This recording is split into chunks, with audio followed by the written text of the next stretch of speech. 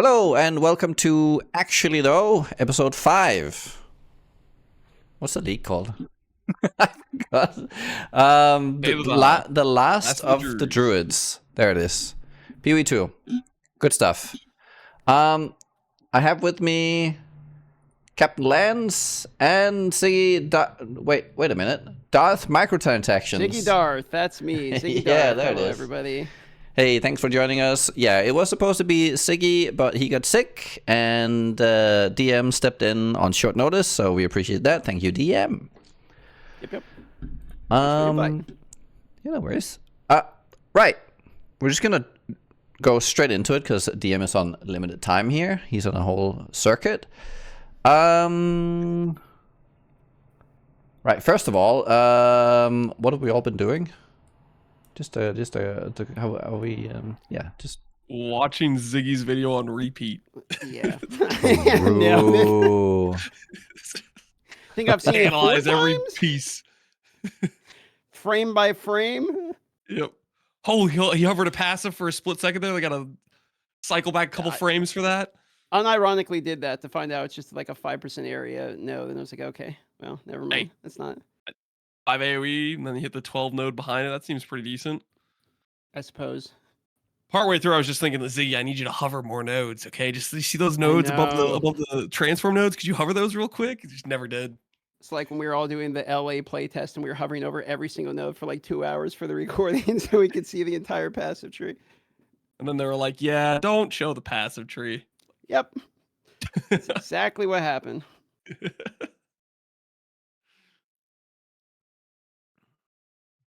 Good. Have you made up your mind then, based on the new video? Lance, you go. It made I was pretty confirmed I wanted to play bear, regardless, and it just made me like even more pumped because it looks pretty good for like out the gate, and I'm just getting a real excited, praying there's not gonna kinetic rain nerf it. That's the move, dude. I think you're clicking the right nodes there. See, I'm hard committed to Wyvern because I've been baited into Wyvern since the moment I saw it back when I was doing the 0.3 like early thing. And so I saw it then. I'm like, they showed the breath move, and as soon as I saw that, I'm like, I'm doing that. Like, no matter what, that just looks cool. So I'm still locked in. And then that showcase did not do me any favors to make me think that Wyvern's the correct decision. No offense to my, the lovely clone here I'm copying for this beautiful podcast, Ziggy D, but that showcase did not make me think I'm doing the right move. So I'm really hoping that when we get part 2 of that video, then he's just like, holy shit, guys, you would not believe, but the Wyvern is absolutely pure gas. Unfortunately, I did see the post of him saying that he was talking to GGG that needs buffs. So I'm pretty sure I'm on some Omega level copium, but I'm still faux sending flame breath. How about you, Nugi? What are you doing? What am I doing? Oh, I'm watering plants. Oh, yeah. that is happening, 100%. So I've been trying to make physical spells work for the longest time. It's my favorite thing to do in PoE 1. It's my favorite thing to do like just in PoE, full stop. In PoE 2, it's not supported in like a nice way yet. Not really. Not in the way I enjoy it. So plants, physical spells, I'm in. And then we can water them. Gardener. I don't know. It's gonna be great. Right. So nice. onto the topic list here. We're gonna start off with Fate of the Vaal. Like the league itself. So for those who haven't seen it, Fate of the Vaal is it's a league mechanic. It's a league that's coming alongside.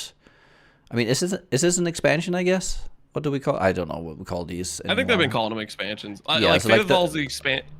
Maybe Last of the Druids is the expansion. Yes. Fate of the Vaal. Yeah. It's pretty confusing. I don't know, because it's Fate of the Vaal and it's like Last of the Druids. But Last of the Druids is the fact that we're getting the new Druid, new class, and everything that comes with that. And then Fate of the Vaal is the league that is paired with this content push. And so what is Fate of the Vaal? I mean, it is a reimagining of, I guess, Incursion, if anyone's familiar with that, from PoE 1, where we go back in time, Alva and all that. We figure out what actually happened to the Vaal. So we're also, I guess there's like, it's like a mix between incursion and just all the Vaal lore from PoE 1, I guess. It's very cool. In simple terms, you build. Do we have a? Oh, sorry. Do we have like a piece of? Well, we can see him building. No, I'll find some footage later when you guys talk about it. We have one thing that it looks kind of like it's like the framework. Yeah, I'll just find it. But yeah, I mean, it's like you build up a temple. So you first stand in circles to get the pieces for the temple. Once you've stood in 6 circles, you have 6 pieces. And then you go into the temple and you do some rooms, and then you go out again, and then you go back, and then some of it, like every time you do some of the temple, some of it disappears, and then you go out again, build more rooms, you run more rooms, and eventually you'll have like a big temple. That's like the short of it. And then the whole point is to level it up, get better rooms, or go to the other side and kill Etsiri. Spider. Might be a lot of Ziri killing us. Or yes, and figure out what actually happened in the past. So I guess that's that. So yeah, thoughts. Looks kind of cool. I guess I'll go, Lance. Yeah, I'll start. I think it. I'm a big fan of mechanics that kind of break up just the monotony of just always doing maps, sending you to like this separate pool zone you build out. Reminds me a lot of like the synthesis where you build out tiles, but with a lot, how do you say, better mechanics for it in terms of like, synthesis had this like awkward decay system. The newer system with this is like a couple rooms get destroyed. You can choose to protect specific rooms. Like if you want to keep building like corruption chambers to double corrupt your items and stuff like that. And there's like a lot of very specific strong Vaal rewards. So I liked that like Abyss added this cool crafting mechanic that kind of helped expand the lack of crafting there. And I feel like this Vaal system does the same thing, except more along the lines of like some high risk, high reward. You can gamble your item in a more extreme way and for this bigger improvement. And I like that it's expanding on like a lot of different ways to try to do that incorporation of the Vaal system. So I'm pumped. 2 things for me on it, which is, first of all, I fundamentally agree with what you're saying about it's not just, an in-map kill mobs type of mechanic. Like the thing that made me fall in love with PoE 1 to begin with was like these kind of side mechanics like Blight, etc. So like I'm a huge fan of when it is something that's a little bit creative in that manner.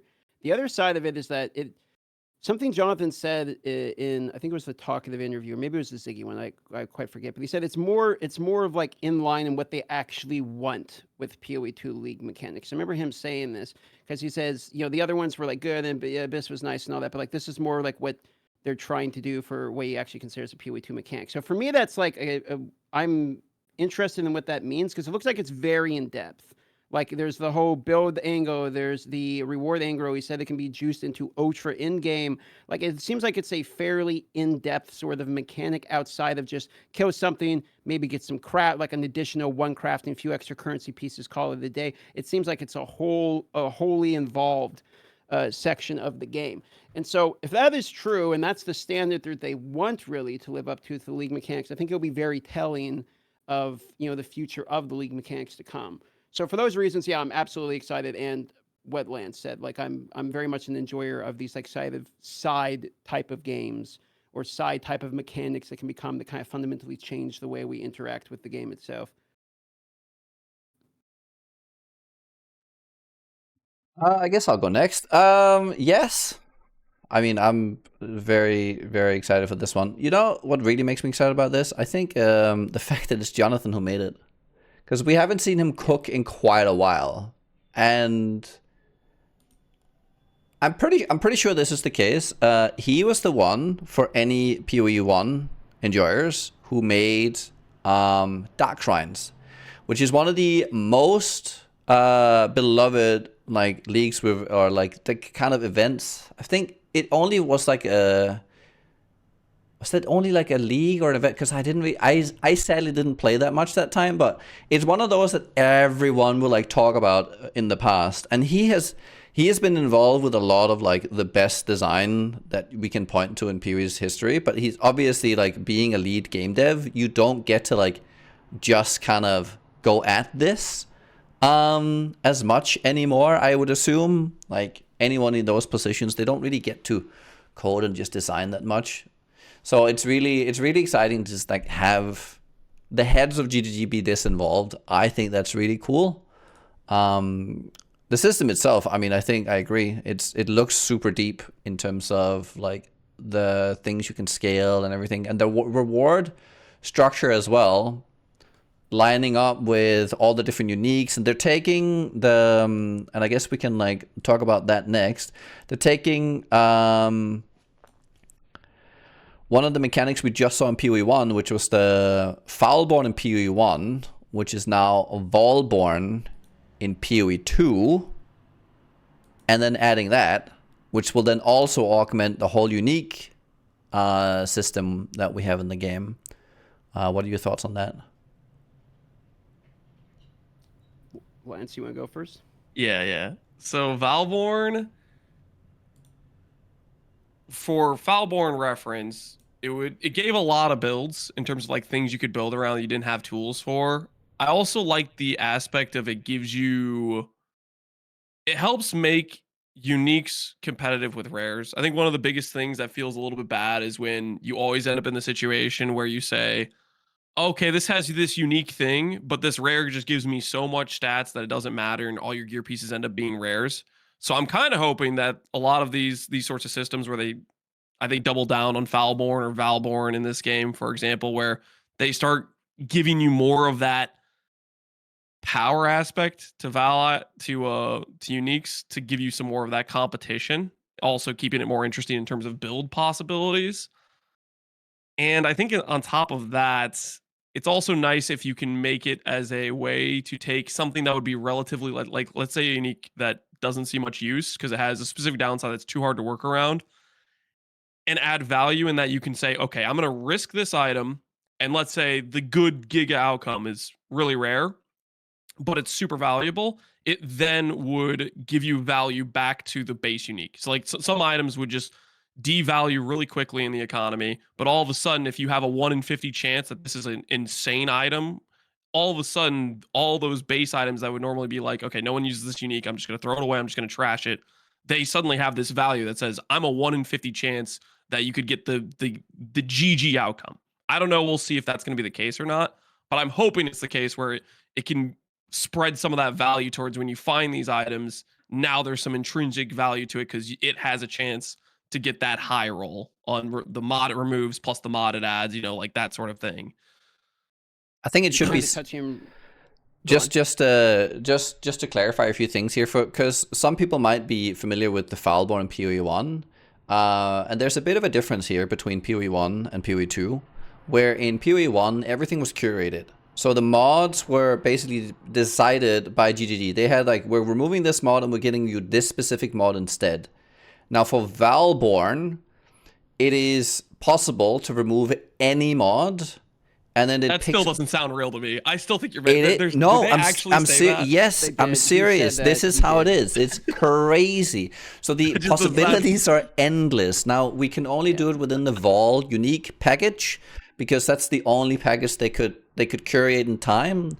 In the future, we might actually see it be done in similar ways, but with like what was it? The Esmite items could get a similar kind of deal. Maybe not through like Vaaling them, but they would have their own unique mechanic interacting with the mod pool maybe.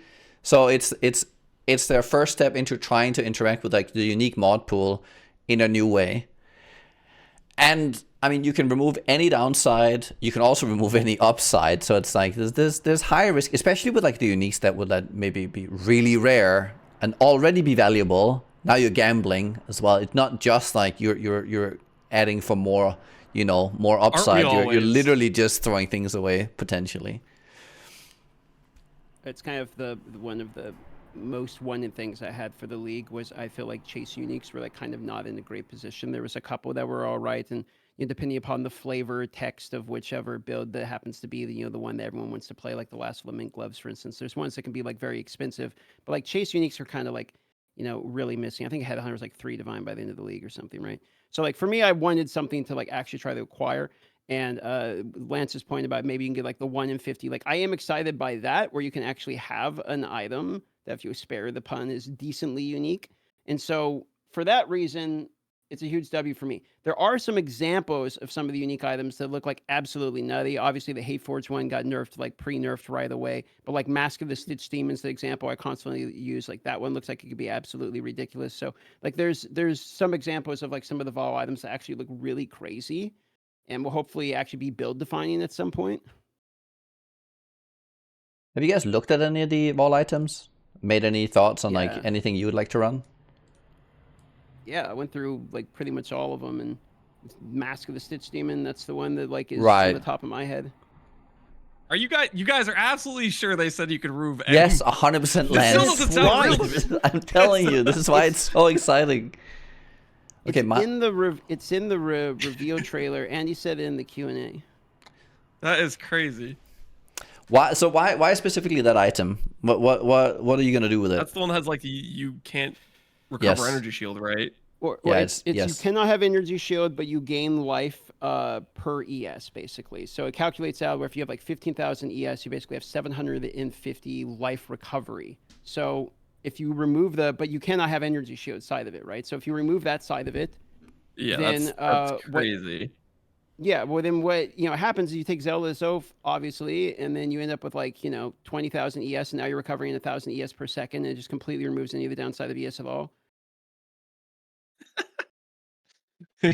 Mark's gonna have the next leagues. He's gonna be like, so ES, you guys nerfing it yet? Yeah, that's very cool. I mean, Doriani's prototype to me looks really insane because like you can remove the one where, the downside of Doriani's prototype, or the hard thing to work around, is the fact that your lightning resist never works, like doesn't work anymore. Yeah. But so you remove that, and then you just build lightning resist and put on Rugiadas. Oh yeah. Oh, that's a great. So like you just increase lightning resist. So you're just playing a normal build, but every monster has your max lightning. So you don't run into this issue where they have 0 resist. They just all have league high again, res. boys. Let's go. So that one's pretty crazy, I think.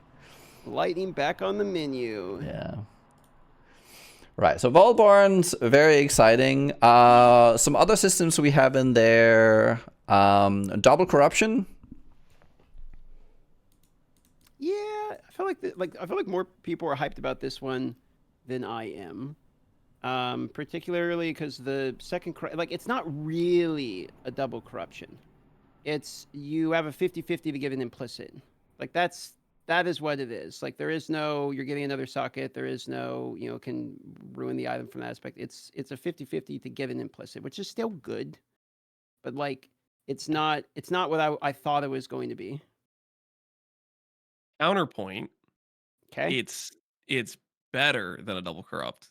So like how like in PoE 1 you take a chess piece and you're hoping you hit a +1, +2 to get like net like 4 levels or something, like the crazy double corrupt where you get ideal implicits. So now you're baseline corrupting a bunch of pieces, and when you do hit an ideal implicit, you're looking at, you said I hit a +1 socket, I'm gonna go take this in and try to hit one of the +2s that's relevant, and all of a sudden you go from a 1 in 200 average to hit like a decent plus level to a 1 in, let's say, 8 that's a 50-50 that you hit an implicit.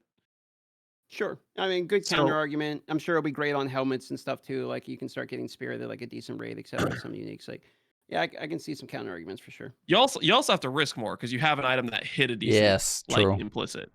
Yeah, I like that. I like that it's a bit of a gamble. I mean, there'll be some good clips from it, etc. I think I was mostly like kind of copium for wanting like 6 socket like 6 socket weapons or some shit, or the chance like, okay, I missed my socket, but I got the implicit on the first corrupt one. Now maybe I can save it with still getting a socket. Did they say you can't get did they say it's only an enchant?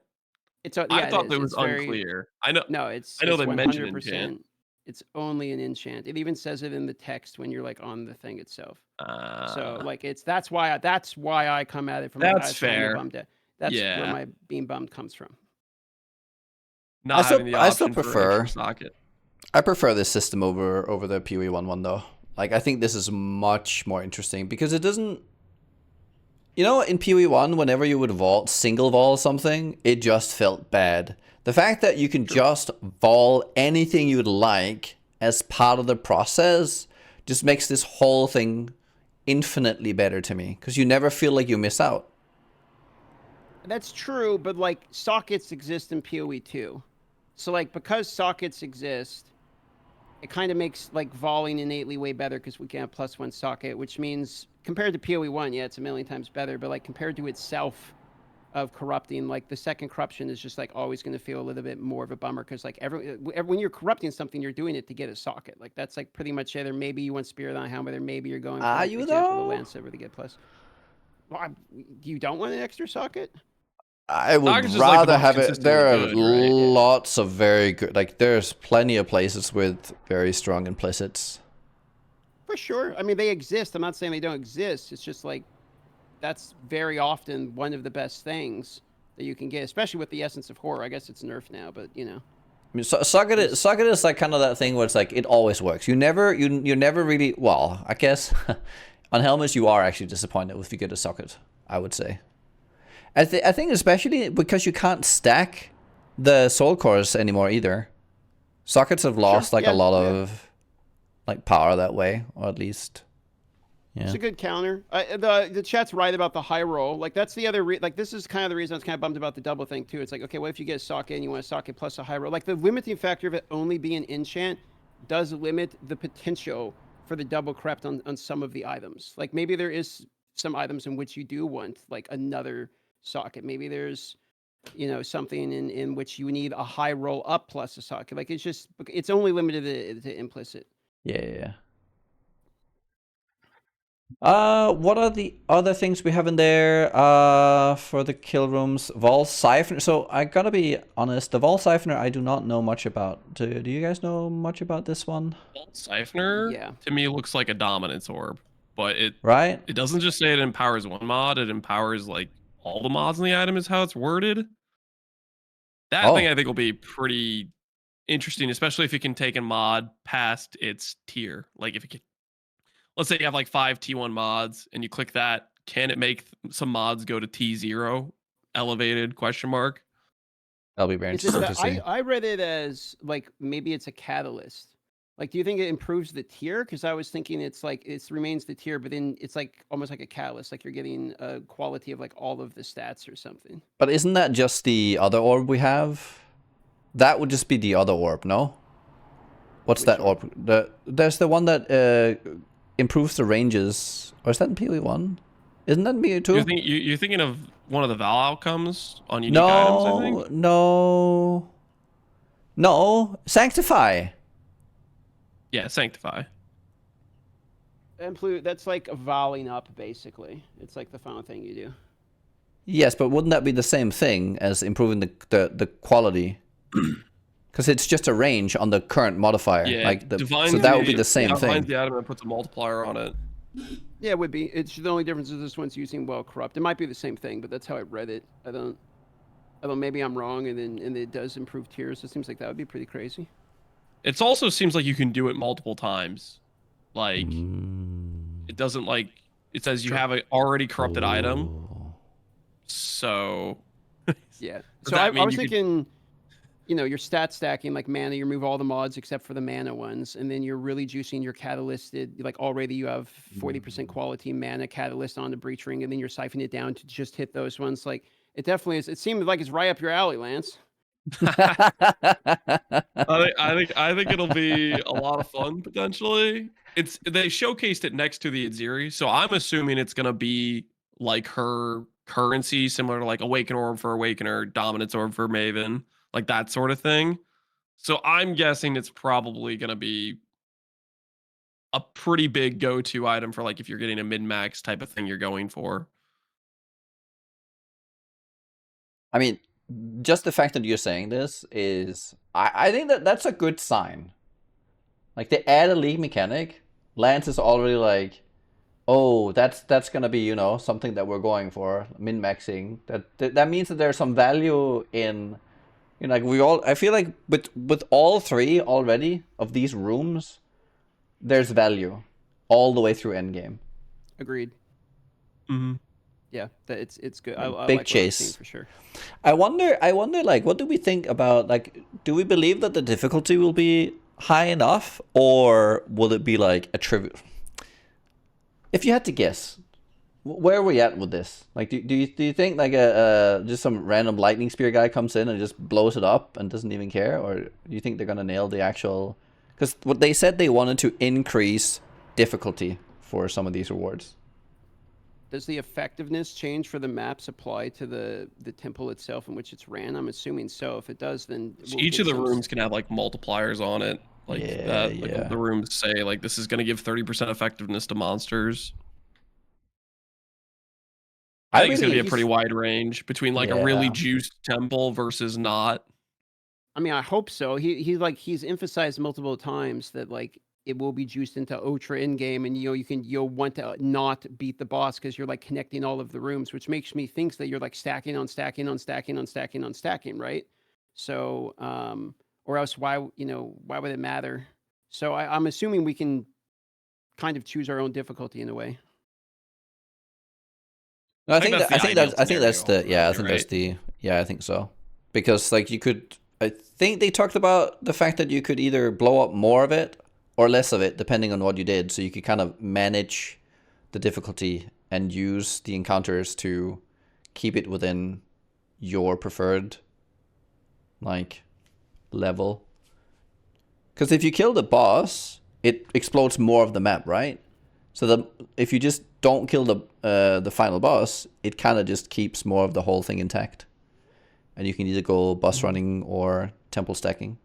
That's very cool. Doesn't it like only blow up the map after you clear it? Well, it doesn't. Right? Like it doesn't blow the whole thing up. It blows just. I think it's just a larger part. 2 rooms. It's 2 rooms normally, and then I think if you do the architect dude, they said it destroys more. Like if you're prepping to go run at Ziri type of thing. And you clear out Ziri and it clears the whole thing. Is like my understanding. Yeah. Oh, really? The whole thing? Yeah, it should be reset back to normal, I think. Because otherwise, you like immediately brick it. Like imagine. Yeah, that's true. Yeah, because then you can never go. You can never go down again. Eventually, I guess. Is that the? Yes. People are saying I'm wrong in chat, but I was assuming that Ziri like basically clears.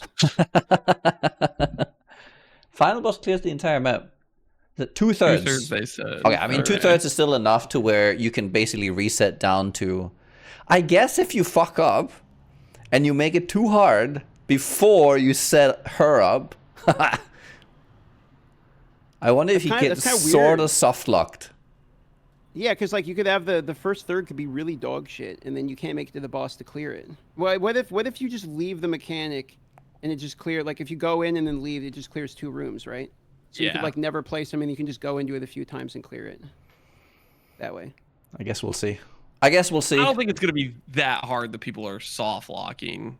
I think you're gonna have to like really intentionally make it hard, is what I think it's gonna be. Surely. So I guess I kind of like inverted this. We talked about all the rewards. How do you guys like the setup? I think it's fun. It looks cool. I mean, who knows? Maybe it will be tedious and we'll hate it, but like I'm going into it optimistic. Like I look at it, and it's like, yeah, no, it looks good. Like I'm not good at puzzles. I'm terrible at them, but I mean, it does. I played Loop Hero. He's right. Loop Hero is fucking awesome. True. So I mean, I'm going into it pretty positive. Gonna pop in some puzzle pieces and kill some monsters. Yeah. For those who don't know, this whole mechanic has roots in Loop Hero as part of the inspiration. So that's why. Right.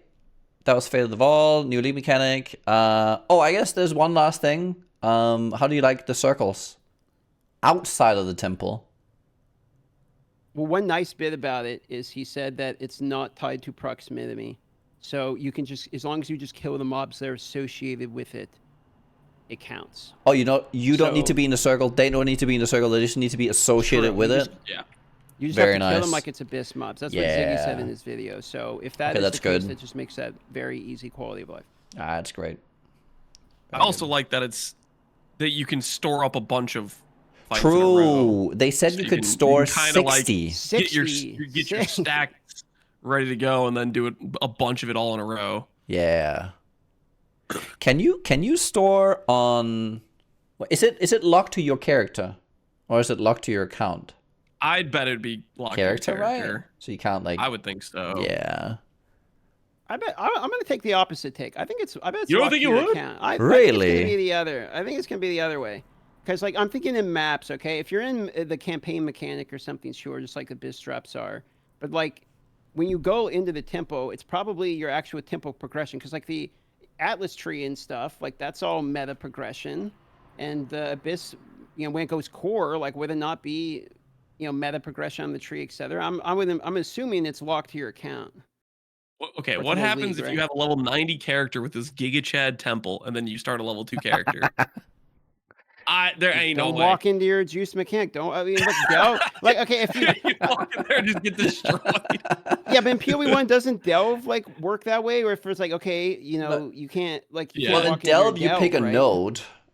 But in Sure. PoE, all the things I think Len's is right, because in PoE all the things that are like you're building something, like betrayal, for instance. Oh wait, is betrayal Betrayal's actually? shared. That is All shared. of them Oh, are shared. geez, true. Oh, that's a good counterpoint. Like Fuck, literally all of no! them are shared right now, so I don't. Okay, well this will be interesting. But it also means that you could run a really fast blast mapper to clear and build up 60, and then you have this monster of like a tank that does like big bonks and one-shots everything in single target that just comes in Yeah. and clears it. Because that would be Yeah, nice. I mean, or we can just like reset it, right? I mean, you can just go in and like have it delete rooms and then just leave. You don't have to run it. You can just have it delete, right? But you wouldn't want, like, you want to run the content. But let's say you have a character that can't run the content. It would be nice that you could make this big character that could run the content while you map on your fun character.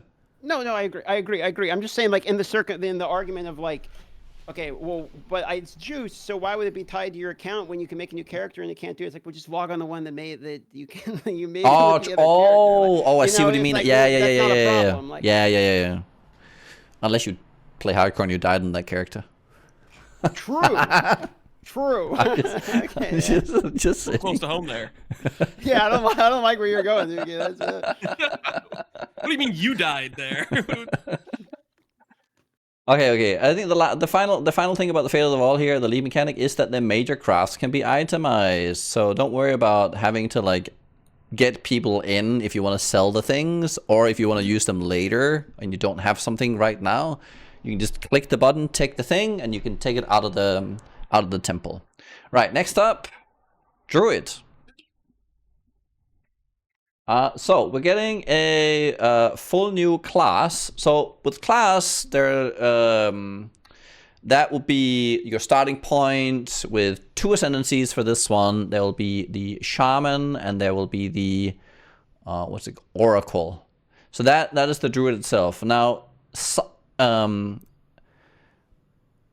the same time, we're also getting a new weapon type, which is the talisman, which has all the shape-shifting tied to it. So the class druid itself is not the shape-shifting bit. The shape-shifting bit is the talisman with the weapon, and then you choose that allows you to then shapeshift by wielding that weapon, the talisman. Yeah. So first of all, initial thoughts on, I guess, Druid,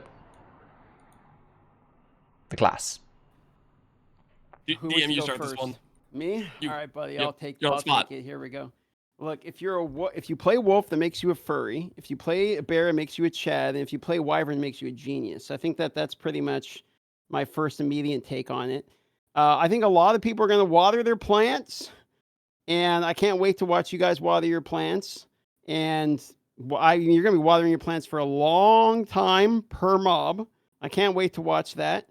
Hopefully, the flame breath actually stacks in the way that I hope it stacks, so that it actually does something based upon the interview. So that will be fantastic.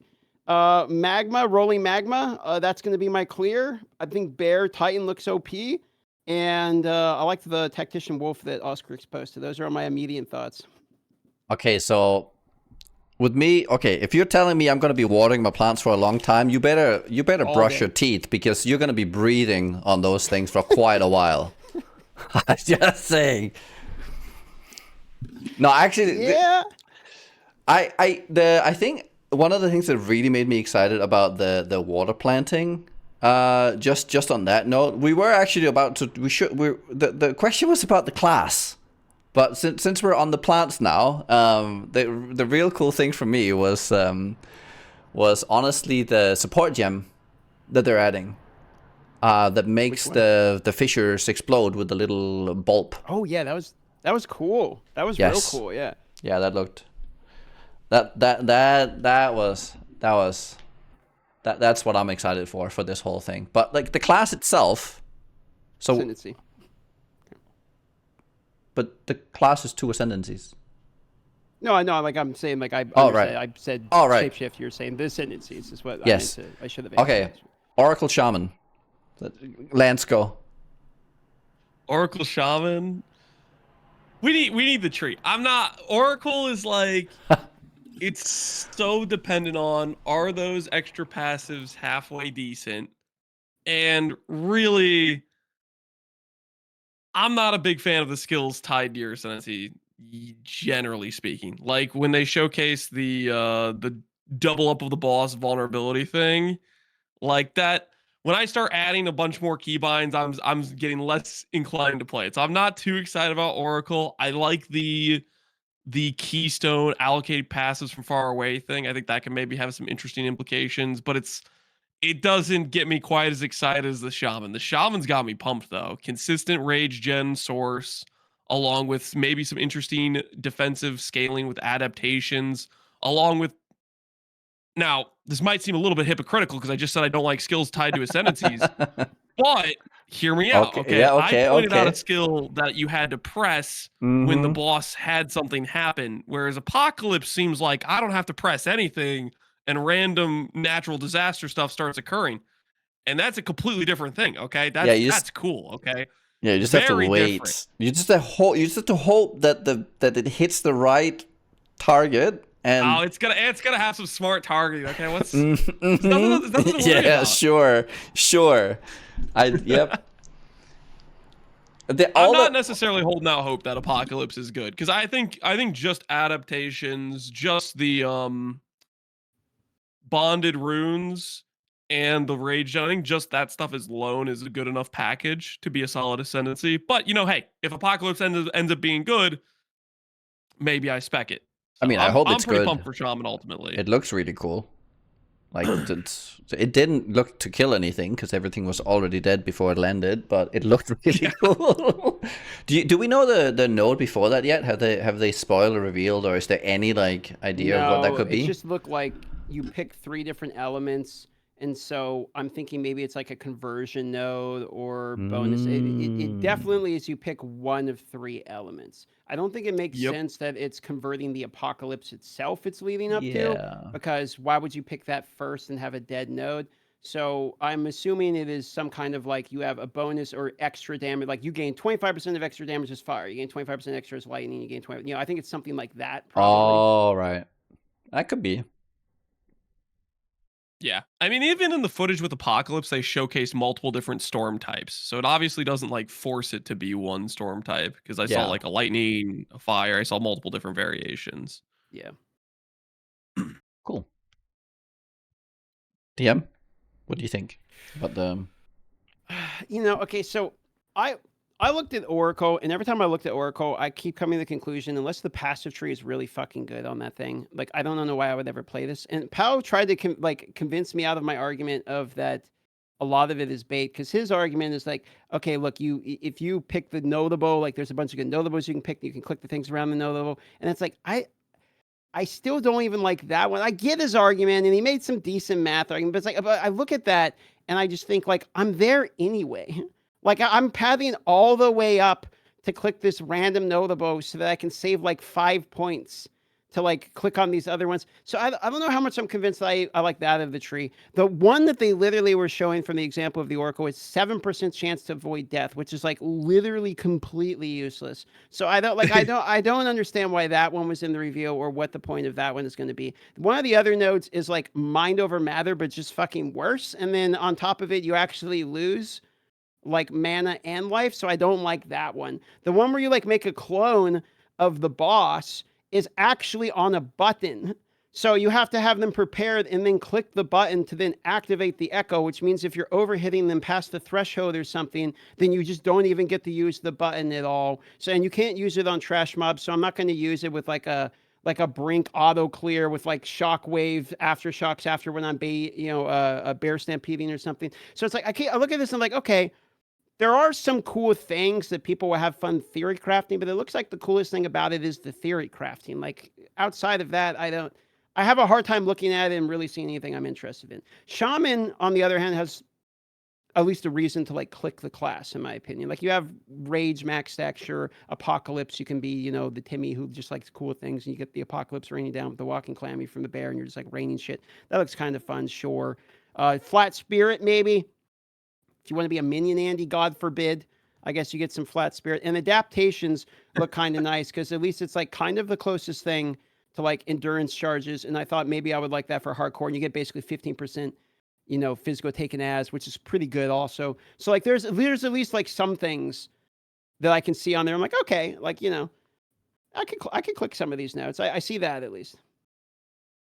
Wait a second. Don't you do a podcast with Gazzy? What was that dig at minion players? Why do you think I'm so annoyed at minions? I gotta hear about minions every single conversation. He's worn you down. Over time. Yeah. That taken as node is even better too, because it separates it out into 3 it's really sources. good. So if you have like the armor applies to Ellie, then you can like giga mitigate it, which is pretty nice as well. Yep. Looks nice. Looks good. Oh, that's the other thing. The other Oracle has like unlucky, which I guess is like could be okay, but unlucky node annoys me. I don't know. It's like I don't these like very random nodes is like I like consistency. Exactly. Yeah. That's exactly why I don't like it, because it's like I don't like rolling the dice on if I'm going to survive. I think so. I will say as like a rolling the dice to survive. So a way you can approach anything like block, a lower chance of something happening, and all these things. Even I don't know if you remember in PoE on there's like a node there's like a 20% chance of taking half damage. That node literally saved me. It's not the only reason why I clicked that, but on hardcore, I ate Uber Shaper Slam. I was not supposed to, but I did, and it procced. So it gave me that 1 in 5 out for when I fuck up and I just didn't die. And there is value in that. It's the same thing that block does. Like, because for a lot of fights in PoE, once the difficulty goes up enough, there's like a 1 in 20 chance you die if you always stand and block. So you can't just stand there and block. However, every other time it's like you fuck up, it saves you 19 out of 20 times. So it's kind of with that in mind, like a node like that, as long as the node behind it is good enough, as like a fail safe, it's not terrible. It does something. You can run like, it gives you a better chance of running crit maps, right? So it's pretty decent.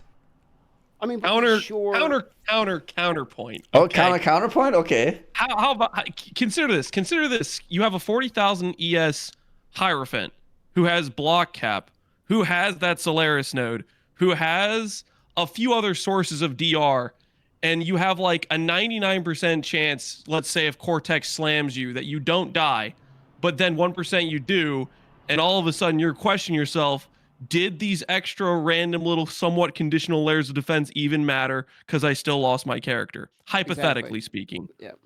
But in this hypothetical, I'm playing hardcore as a Ceph and it's day 7. Well, my hypothetical, the character's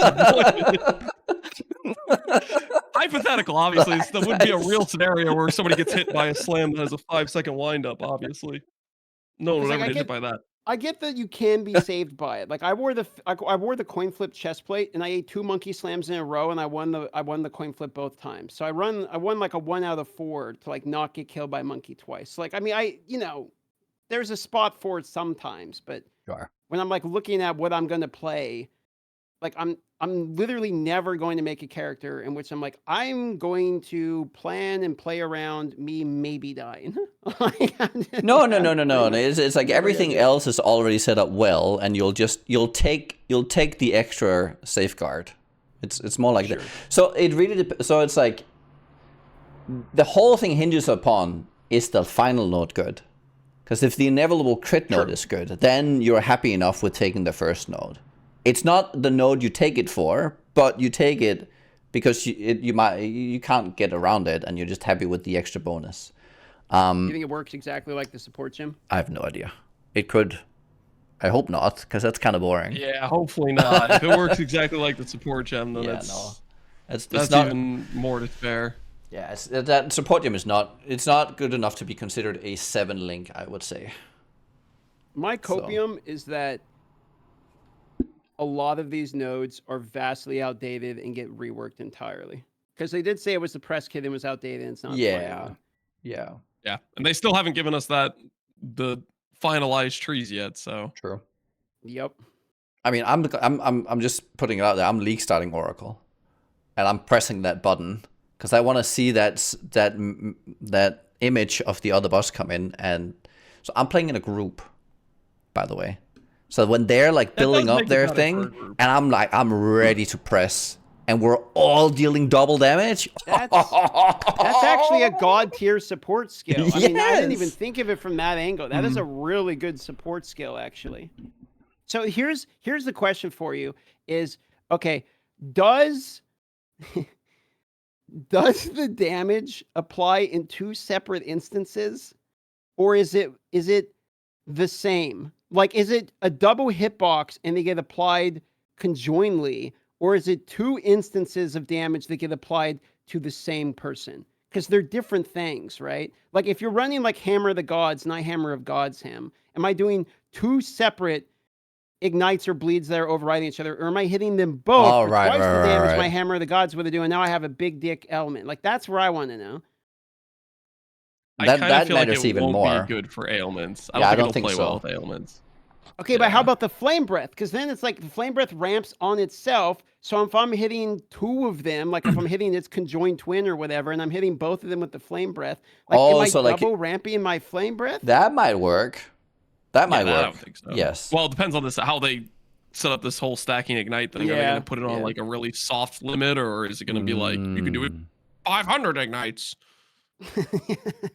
What about melee splash and stuff? Like you hit both of them, and then they have the skills you're hitting with also have AoE overlapping things, so they would splash outwards, and so you would hit both. Plus, you would get the splash. Could you get quad damage? Oh shit! I like where your brain's I'm just saying. There's like this is it's not. Are you cook that up, Nugi, and you get back to us? So I know if I'm respecting. No, I think it's Oracle is definitely that like the dark horse. Like you don't know what you're getting. Like we literally don't know what we're getting. So it's that's the irony of it, is like you're completely blind to know if it's good, and the whole point is you're supposed to see into the future. It's really funny. Oh god, yeah, I didn't think about that one. And Shaman should have made the artwork strong. a blindfold. Yeah. Oh god. I'm really excited about Shaman though. Like the good thing about Oracle is I can always respec to Shaman. That's my take on this. I'm pretty safe on that because you have a backup plan. Yeah. I mean, I'm just hoping Skull's Bridal is gonna be insane, and we're gonna get so much like Ellie mitigation that we will feel like ES builds. That's my hope. You know how you could feel like an ES build, Nugi? No, stop. Here Could put on Here it comes. I don't want to. Pathfinder, Get out of here. 500% ES adorned stat stacker building coming. Right, okay. Talisman. New weapon. It exists. It exists. Those talismans are dope. They're the best weapon in the game. Don't at me. They have the same base damage as maces with better attack speed and like 10 base crit. Are we They're sure the they have goat. the same? Wait, hold on. Are we sure these have the same base damage as maces? They're a little bit lower. They're a little bit lower. I'm All right. I'm exaggerating a little Okay. bit, but their stats I think are just objectively superior to mace. No, well, GGG don't. They're similar. Okay. Boy, the best thing about a mace is that you can use it to make your shield better. It's about Like for the it. plus levels for the shield wall. Yep, True. you got it.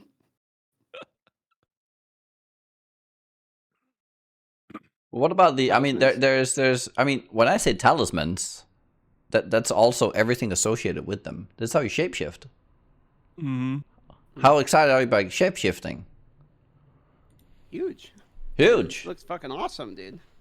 So you're Terrific. not. I mean, the Ziggy D showcase was way better than the first reveal. Like Yeah. it definitely upped the hype by like 10x Yeah. after seeing Ziggy play. It's kind of. I feel like it's unfortunate. I don't know. I don't understand how they've never learned really over the last 13 years to make a preview that made you want to play a skill. It's very rare that happens. The thing is like if they made a good preview, if they oversold it and then you show up and you maybe don't have as good of a setup as them, then you're gonna feel like they lied to you. I don't know. I feel like it's like kind of like that's they're true. damned if they do, damned if they don't. Like there's a Ay. double-edged sword. If they make a good showcase, but was contingent on this level of gear or this powerful of a character, like Yeah, I guess. I like the baseline personally because then you can like kind of try to extrapolate. Okay, this is how it looks at the bare minimum. What could you get to scale this? People already get so mad about people baiting people into their ideas of builds. Imagine if GGG was baiting the entire community into a build. Like people, we would lose our minds, right? Like everyone would freak out about it. I did not say that intentionally, guys. That was an accident. I swear. That's why I said stop. I wasn't like saying you should. No, I was like, okay, Dad.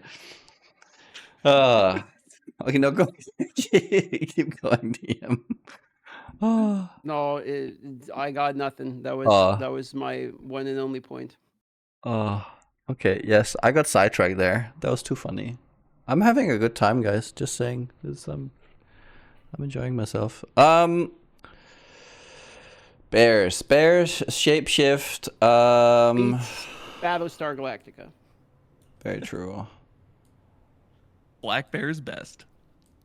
Oh right, it was showcase. Yeah, no, I honestly, I think maybe they're onto something. Maybe it's really, maybe the players are just wrong. It's like, because if you think about it this way, like they put some things out there and they're like, here you go, figure this shit out. I mean, that is PoE. Yeah, so the comment exactly without. Sorry, I was just thinking that's what I'm thinking. That's the game. Exactly. So maybe it's like they're just onboarding you straight away. Like, just figure this out. It's not our problem. Come on. I think they're gonna. I heard they were gonna try to do an end game showcase. So maybe we're gonna get the first ever like compromise situation where they give us an end game showcase and they say this is the gear it had and stuff like that. So I guess it'll be a nice experiment to see what the reception is of that sort of thing. So my thing is like when I say I think the reveal was underwhelming, I don't say that from a perspective of they need to like build a build to do it. I say that from like they're like standing there like walking back and forth. They attack like one mob. It's, you know what I mean? It's like I'm cool with them doing ZDPS. Like whenever I look at them, like obviously they're just showing us the animations. Like they could have done maybe a little bit better job in like actually showing us the animations. Is where I'm coming at it from. Like the rest of it is like fine. Mm-hmm. I don't really care if they're not doing any damage in the thing. I mean, on the animation part, they look sick. Like, was this worth the wait, or was this worth the wait? Yeah. It's very good. Yeah. I'm very impressed. And it looks like very smooth, going in, out, wolf, bear, human, wyvern. It's just like, oh. Did you see the, what's it called, when you get knocked out of sprint on bear?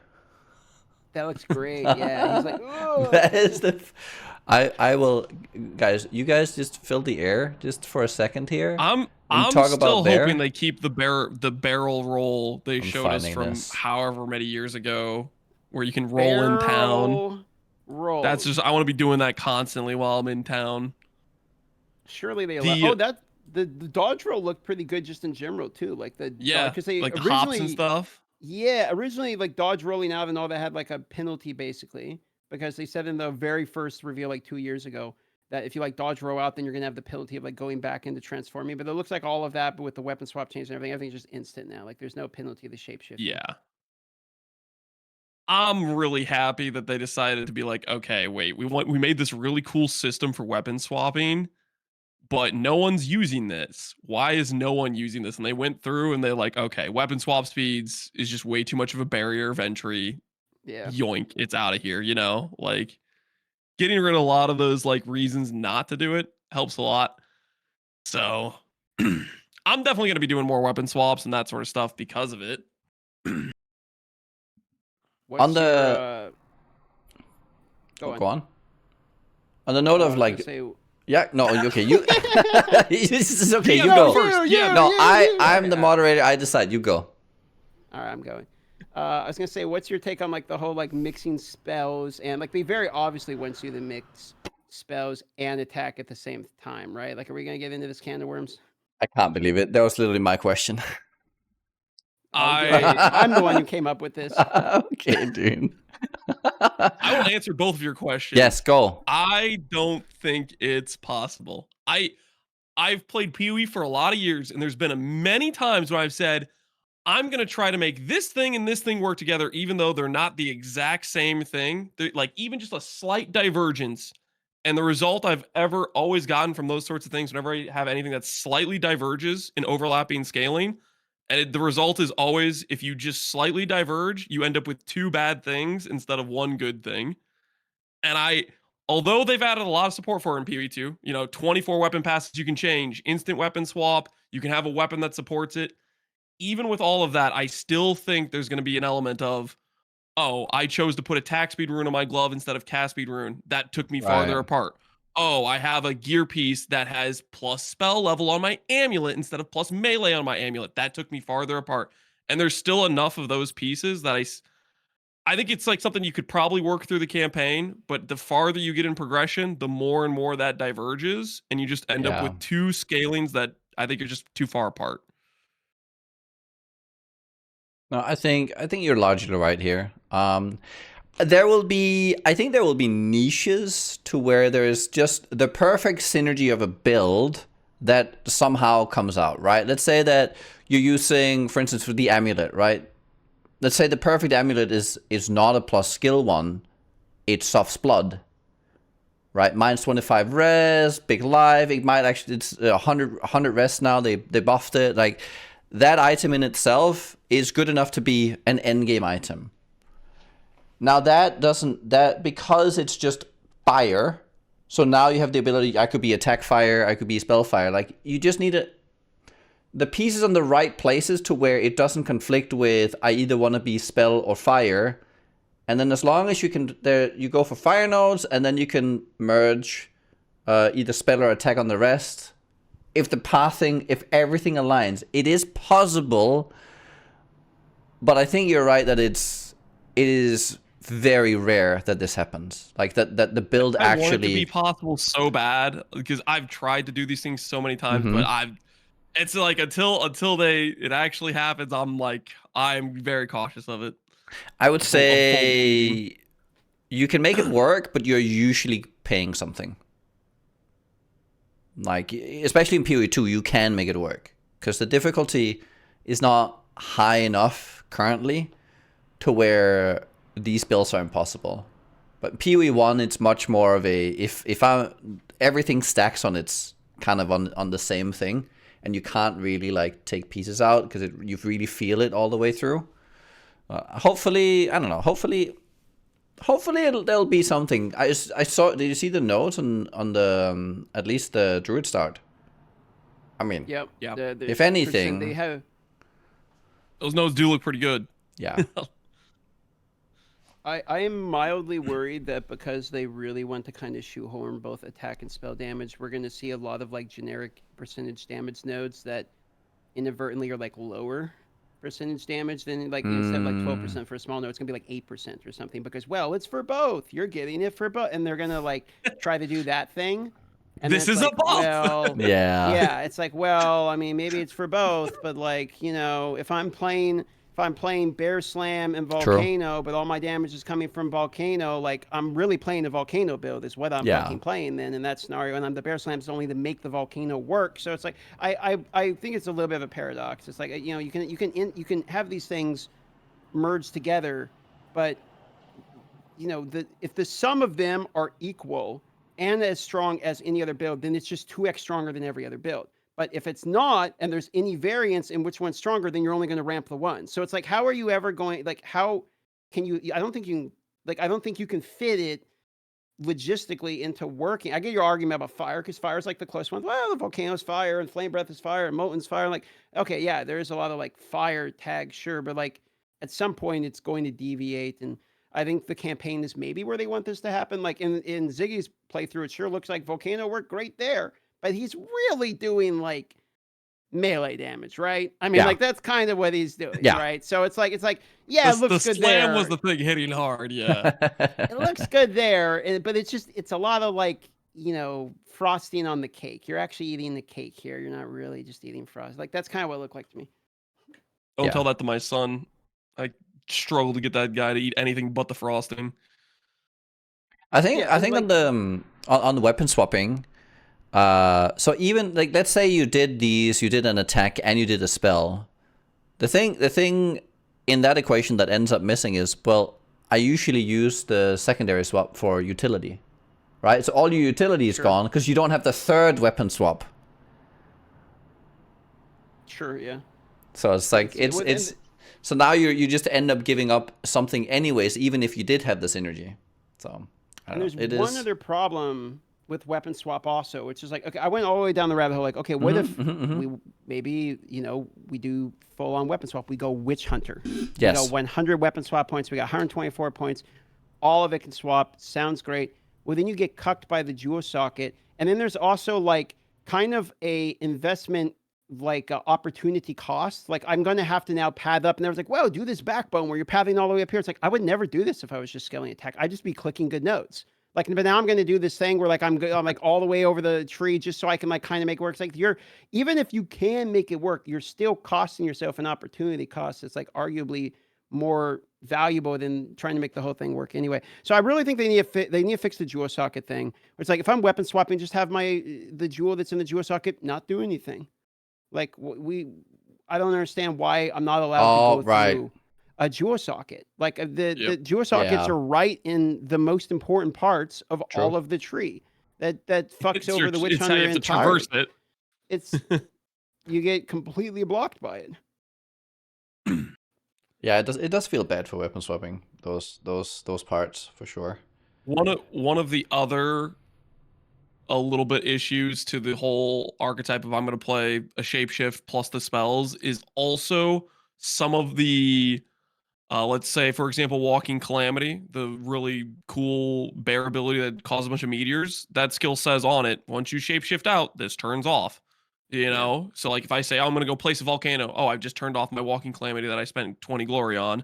I'm pretty sure there's a few other things like that where if you swap out of the form, all of a sudden you lose this benefit, which is like negating you from trying to like weave in some of those spells together with it. Yes.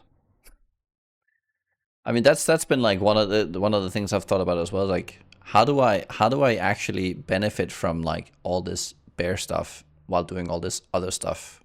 It's like to get it I have to be in the bear form. I can't use all the other things I want to be while I'm in that bear form. And it's like I can't benefit from because I was like how do I like get to the rage? Because like charges is such a big thing. It's like how do I get to those charges if I'm something else?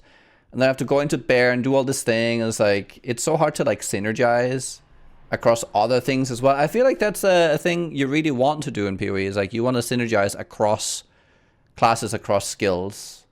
And even then it can be really difficult. I think it will have applicability though, because I don't know. It does generate a lot of charges. Do you see the charges in Siggy's video? Like he had like 3 charges after like not that long. Like it was fairly fast. It's just based on the rage spend. Yeah. The bear form is like 10 rage spend gives you 1 endurance. Like it's pretty consistent. But that was like literally like out in the first zone, and he had 3 charges. I was like, whoa, that was fast. That is true, but I guess my question is, do we care about endurance charges? Yes. For what? Nebulok and totems. Okay. Anything else? You can convert them. You can take the converting node. I forget which way they go. If it's The one that's in the monk tree? Yeah, why- Resonance. yeah, why not?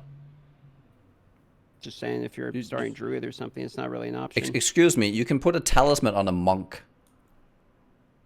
Yeah, no, I know. I'm just saying. Okay, so I could play a monk for it. Like I'm legit. Like I get you can do a gotcha, but it's like how the endurance charge isn't really the problem much, is it?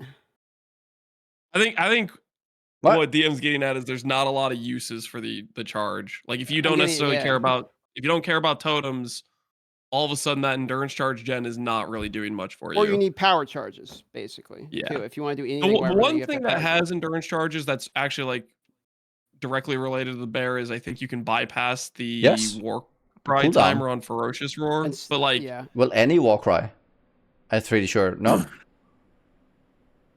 Maybe not any war. You it's more than just. It's more than just that one. I like personally that it's something that it kind of like the bear in terms of charge generation, I think is maybe one of the first examples of actually consistently works with the thing you're doing and doesn't require some pretty awkward thing, which is I think cool for making charges like something you can use that you can actually generate it somewhat consistently. But charges still I think run into the hard barrier of there's not a lot of use cases for them. So it's like what's the like they're super limited in that regard. I don't know if you're like you have ancestral cry, totem, you have like uniques that work around them. You can change them. You can I don't know. I feel like they're starting to become a good like breadth of things to do with them on the endurance at least. Yeah, like really fun things to do. I'm just hoping they keep adding more stuff to it. Sure. I'm glad that like they're getting more uses, but I do feel like we're gonna kind of have an infusion thing going on here, which is like a lot of the value is like, hey, we have these charges but nothing to do with them. Let's put the power where you can use them to do something. Like they're doing the wrong focus on infusions is basically where I'm going at this, where it's like the buff for what should be happening on the skills are going to the infusion side of the buff. Like I don't want the power to be on the spending side of something. Like if there's a deficit in some kind of skill, or if it's like not being used, I don't know if I want that to be solved with, well, if you spend charges, then we can make this good. Like, cause then it's still like, okay, constantly we're doing a bit like a builder spender thing. Like they're doing it now with infusions this patch. Like all of the power is getting buffed to infusion relation. So like, that's kind of like, I hope we don't go that way, because as we have this archetype of like builder spender, more and more the focus is on like, well, they need a use. And then it's like, okay, well, there's a use for it, but now we're going to start shifting some of the power focus that would be on that skill otherwise to the spending side of it. But I would say that right now all the power is not on there. Like every build just ignore, like, well, a lot of builds just ignore it and they just cast faster. Yeah. I would have put it a little bit here. Infusions, because this is specifically, I've played casters most of the patches. Right. And elemental caster, like that early game before you get a lot of like gear to support it. Yeah, you could try to force in some infusions to try to make it work early. But even then it's this super awkward situation. Whereas like most of the other archetypes out the gate can work decently well. And then casters feel like you have to force this in or you have a non-viable damage. So I think like, I empathize with the thought process of without these infusions, the elemental caster is like if you play that in Act 1 on a league start, it is a non-viable damage compared to other options. 100%. And that's where I'm coming at with the charges. It's not like I hate charges. It's not like I'm saying they're completely worthless. I'm saying the concept of like we're fundamentally designing and building the skills around like you will get a charge and then do it and puts you into this situation particularly early that it can be hyper annoying to solve. It's like solving a problem just for the sake of solving it when you could just make the move good without it. You know what I mean? Like, I mean, obviously we're going to want charges for a lot of these, so I'm going to have to gobble corpses constantly, which is fine. And maybe that's easy. And maybe solving the mechanic, you know, with things like Hate Forge, et cetera, would be fine. But it's like, it seems like they're really trying to force this mechanic of like, you will use these and we're going to put a large amount of power behind them. It's worrying in a design space premise, but not, I'm not saying that it's, you know, going to ruin the Druid or anything, but like I do start to worry about that a little bit. I think specifically with endurance charges, I'm not really seeing the problem. I think with the frenzies, I would agree with you. I see a problem. Endurance, I don't really think endurance is more utility, and it gives you another avenue of doing things. And totems. I think it makes sense for totems. It has to be a limited resource because they don't want to go to the route where you just spam totems all the time. I know we can kind of get there, but it can't be trivial. I think that does make sense, that it can't just be trivial to have like another 6-link that's doing the same amount of damage that you are all the time. Because otherwise you run into this problem of like everyone has their totems, everyone has their like all these passive damage abilities that just doesn't have a limitation. And so either those are really weak or you give them a limitation and they can be strong.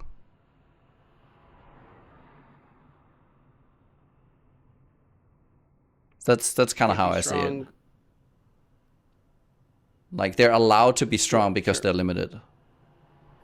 If that would be my argument. It's like whether or not they have the balance right, I don't know. I don't think they have the balance right yet. I think charges is something that's it's very contentious, and it's very much like you feel like you're being denied fun because you're denied access to the thing you want to do.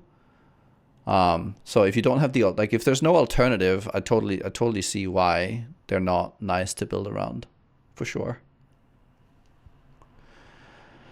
Right. Let's move. Is there anything we've missed on the Druid that's left? Druid, Talisman, the new Shapeshift. Anything that's like we need to cover that we haven't covered on that? Covered most of it. Yeah, basically all of it. Yeah. Let's go crafting then. I think Lance, you crafting's not much. It's a pretty short topic. It's right? a short topic, so I think Lance, yeah, you just cover this one because you're an expert.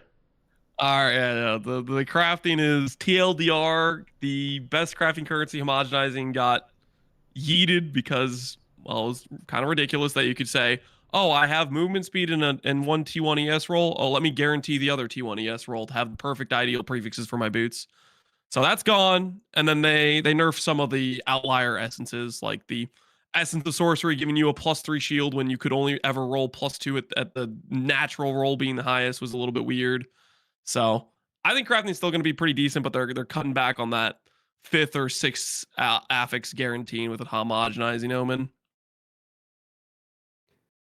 I'm glad it's gone personally. I know this one's like contentious and some people are like absolutely angry that it's gone, but like it was kind of ridiculous. It was ridiculous. It was. You get greater exaltation, slam, like just, oh, there's my 3 ESs, my 3 evasions. Like I think people are just mad because their toy got removed, but it's like it's fine.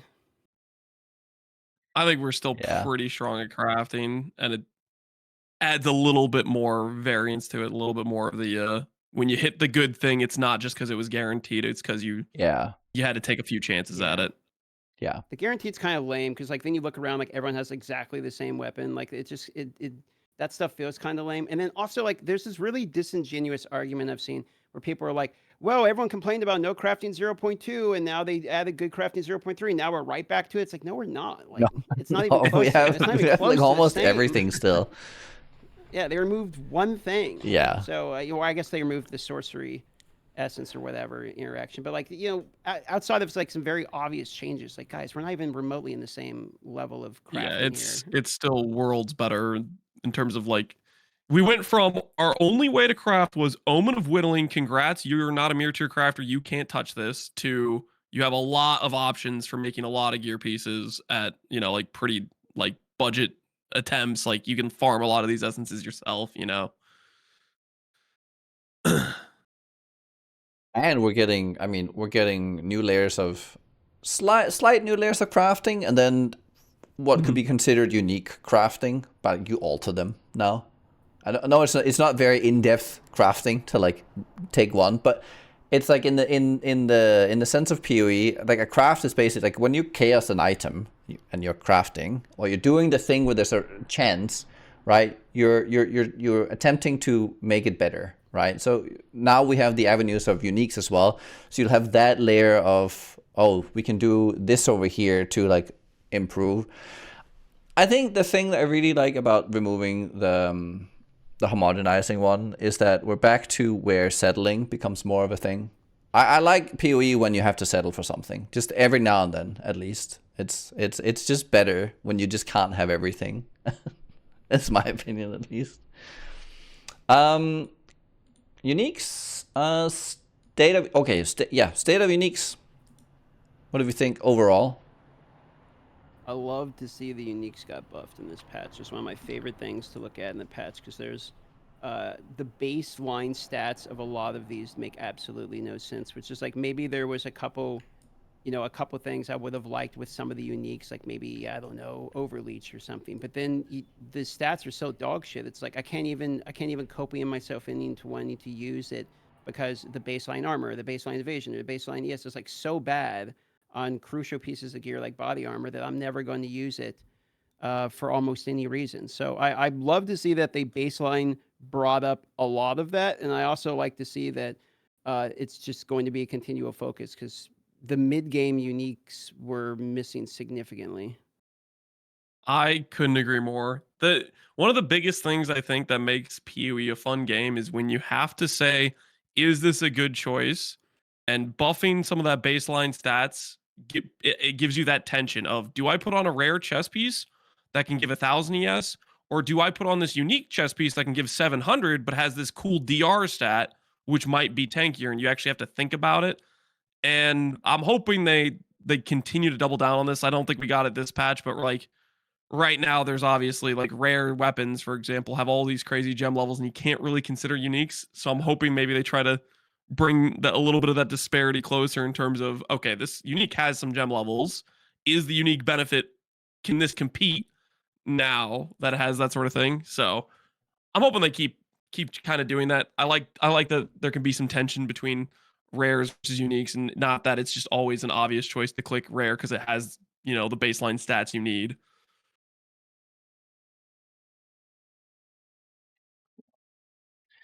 I agree.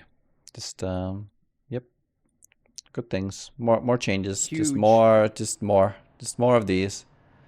Make them competitive. Whispering.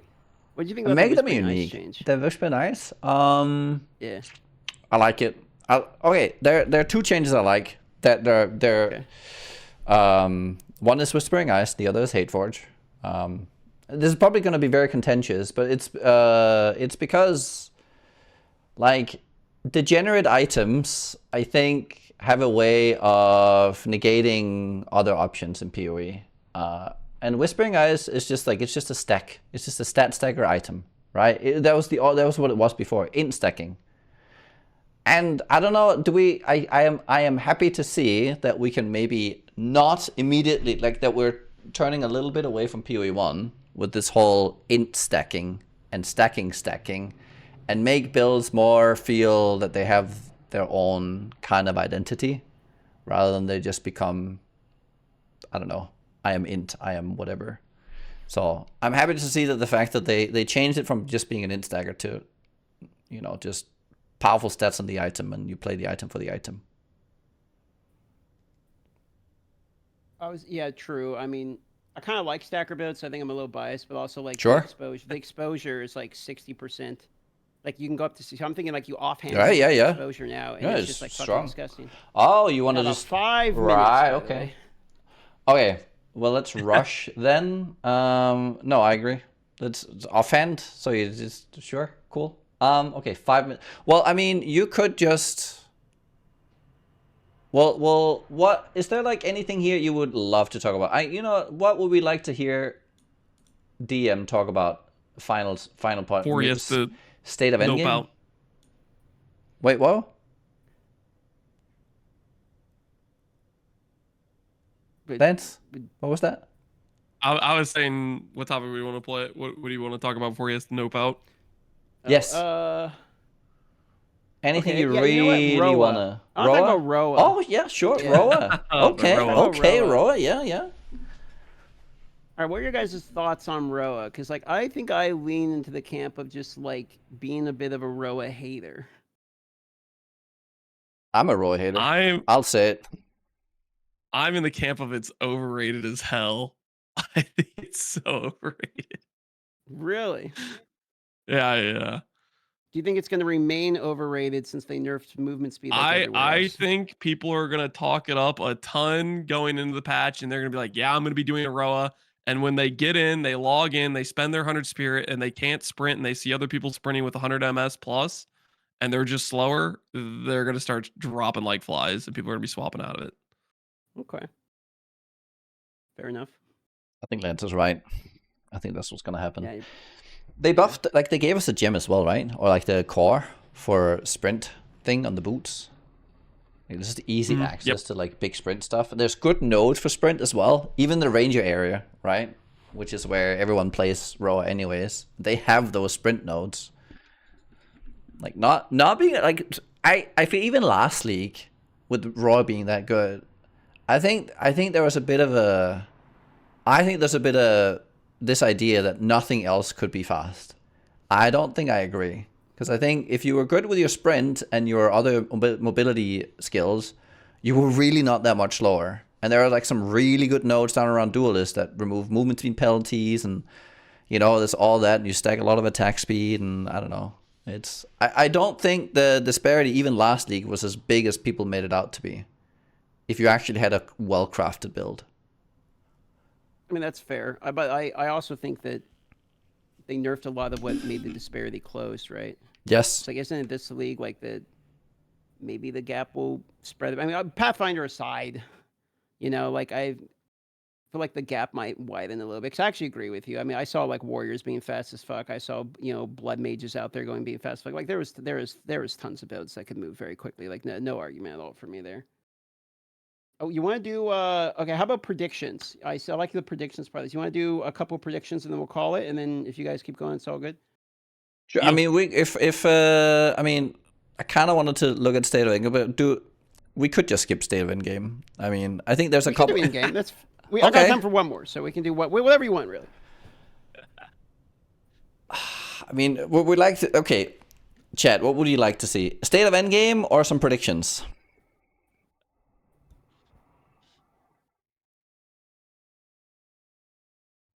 Well, you can't have both. You have to compromise. PoE 2, dude. Oh, this guy Lance in chat says predictions. I'm putting in my vote. I'm putting in my predictions. vote. We're doing predictions. Okay. All right, there it is. Are we just gonna just 1, 2, 3, 4, 5? Just let's just do all of them. Let's hit them. Let's hit them. Yes. We're on the clock.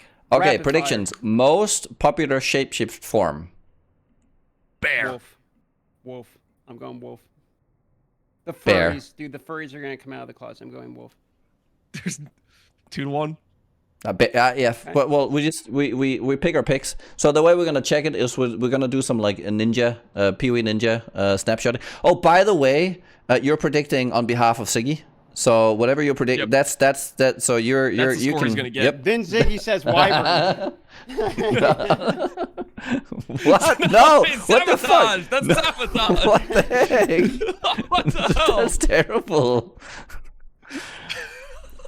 Okay, moving on. Most popular class, and we run a podcast basically a week and a half into the league, and that's where we look at the predictions and see who was right and who was wrong, and we give scores and stuff.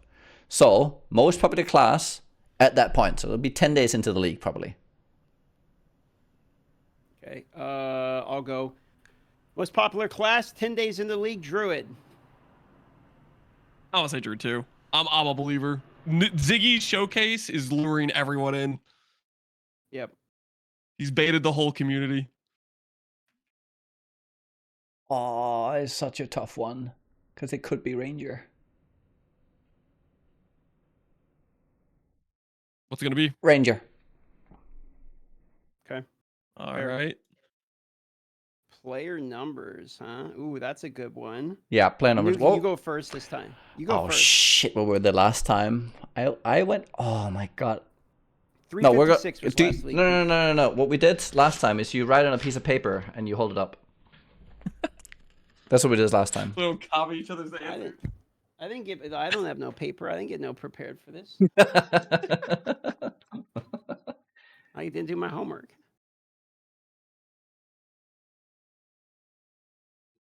They could actually go big.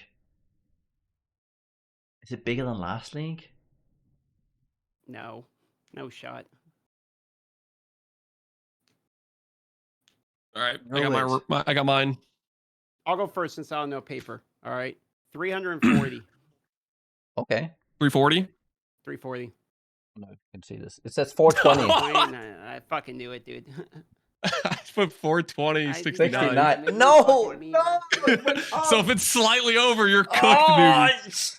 God damn it. He did me in. That would be pretty crazy if it goes that high, though. I don't know if it's gonna go that high. Yeah. Okay. What'd you say, DM? Oh, I said 340. All right, we gotta go 340? fast. I'm making Lily wait. Yeah. Okay. Is Druid good? Make a case for or against. I'm Yes. gonna say it will be good early. It will be bad late. I think that it's going to clear campaign great, and then people are going to struggle to scale it. That would be my guess. Okay, there's a side bet here for extra points. Which one is good and which one is bad? Or are both good? Or Bear's both gonna bad? Be good. No. Wolf will be good. Druid, ascendancy. We're talking ascendancy. Oh, So we're right, I do Shaman. It's okay. So Shaman Oracle. Is that going to be a good class? Shaman. I'm gonna say no. If it's, I'm going no both of them. I'm going literally no on both of them. I'm Holy no faith.